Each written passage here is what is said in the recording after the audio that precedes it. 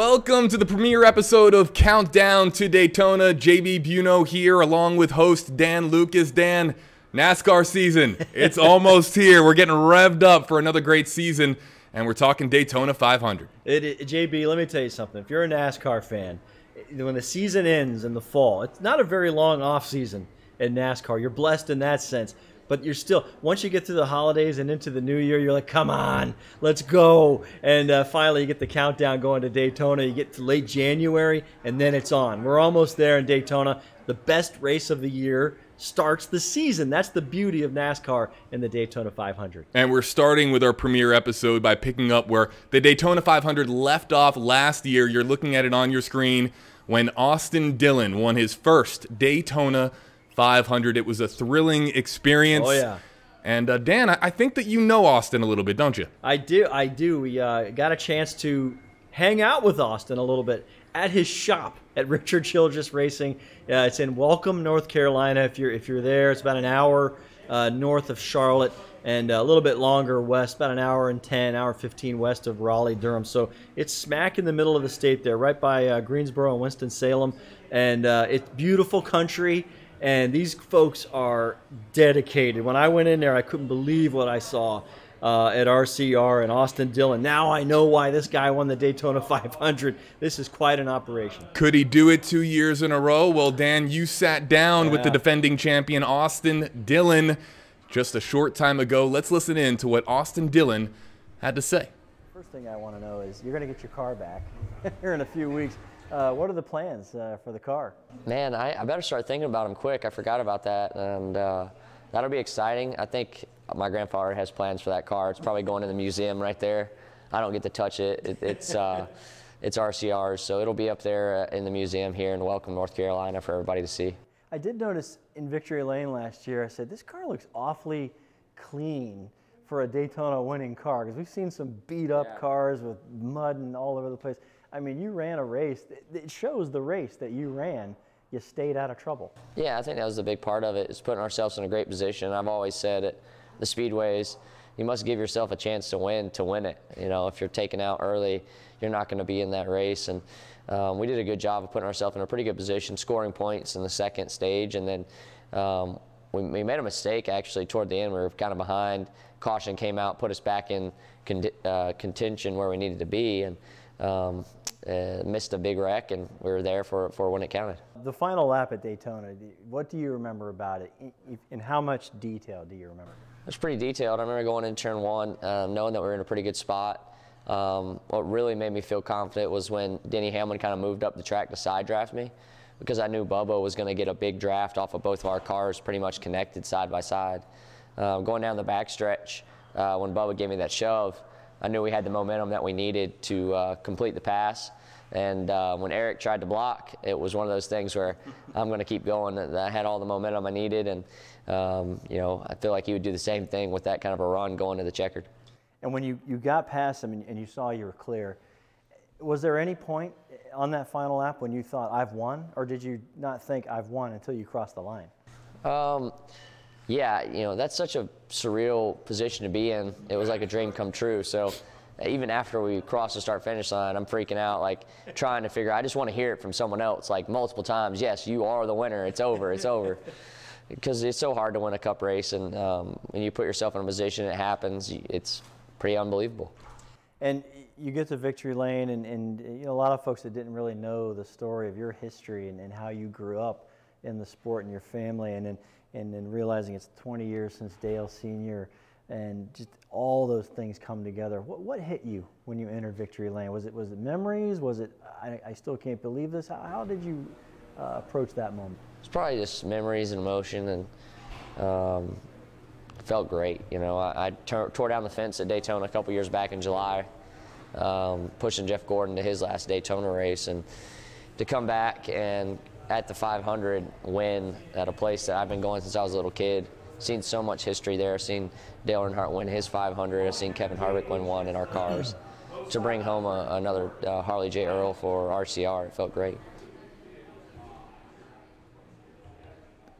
Defending champion Austin Dillon, just 28 years of age. And really, Dan, I mean, when we're talking about Dillon. We're talking about a driver who, for that age, again, born in 1990, his attention to detail is something that's really remarkable and something that's really earned him a lot of respect on the circuit. Yeah, JB, this win last year, it was its own storyline itself. You had the grandson of the owner, Richard Childress, winning the Daytona 500. He drives the number 3 car to victory lane in the Daytona 500 20 years after Dale Earnhardt Sr. drove the 3 car to victory lane at Daytona. There's a picture from the 1998 year in victory lane. Dale's there and everybody's celebrating, and there's this little guy with Richard Childress in a blue shirt and a hat that was too big for his head. That's Austin Dillon at age 7. He has vivid memories of Dale Sr. Winning that race. That's where what the sport has been, what it's meant to his life. So this was kind of a lifetime achievement at age 28. Let me talk about the racing side, though. He ran a wonderful race that last year. It was a very brutal day at Daytona. Some of the biggest names went down. There were several big crashes, and he was a lap down with 20 to go, and he was aided by a crash. He was able to get back on the lead lap, and then when it got to the finish, they had to go to overtime, a 3-lap green-white checker situation. He worked himself into that second position and ran a technically perfect race. He mentioned Eric. He's talking about Eric Almirola, who was the leader on the final lap. They went through turn 2, and Eric's car was in front of Austin's car. He mentions Bubba. That's Bubba Wallace. Bubba was behind him, giving him a push. So they had momentum going. Eric Almirola is the leader of the Daytona 500 with less than a lap to go, and he's now trying to block Austin Dillon, who's got all this momentum going, ready to make a pass. So he bumps Almirola, sends him up into the wall. And if you're an Eric Almirola fan, you're not too happy about it. But at that moment, Austin Dillon became the leader of the Daytona 500, and that's all he led the entire day, was about half a lap, and took it to the checkered flag for this victory that I don't know if he wins another title, or if he wins the Monster Energy title, it may not top that moment for him personally. Yeah, and seeing the number 3 car cross the line with the checkered flag in the air at Daytona, at the Daytona 500, is just something. It's sending chills down my spine. It's just something that's that brings back a lot of memories for NASCAR fans.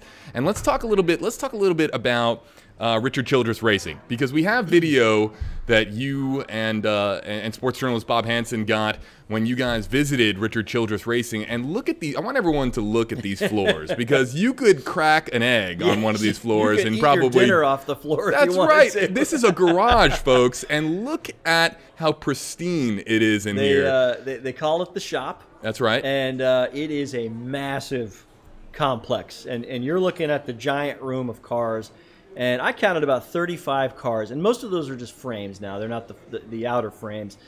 These cars are built from scratch with the metal, the roll bars you always hear about. Right. The frame of the car starts there, and then they just put the shell on top of it, essentially, for lack of a better term. But the cars, as you can see, they're metallic. They're right out of the factory. They're not even painted up. They had one car painted up in its paint scheme for the first race the week before the Daytona 500.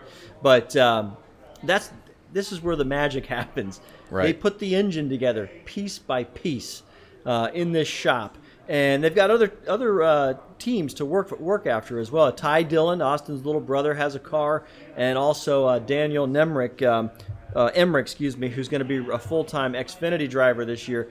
They're really promoting him at RCR, as they call it, Richard Childress Racing. So this is 2 or 3 teams working together. They're integrated. They swap parts all the time. And here it is. Here it is. If your favorite driver crashes his car at a track, they roll that thing onto the truck, and they drive it back to the shop, wherever it is. This one's in Welcome, North Carolina. They roll it into that building, and they cut it up. They cut up the metal, the sheet metal, but they take the good parts and they slap a new body on top of it. And 1 week later, you'd never know it was in a crash. That's good stuff. It's a unbelievable facility, and this video just speaks volumes to the commitment that Richard Childress Racing has to the success that is necessary to be relevant when it comes to racing.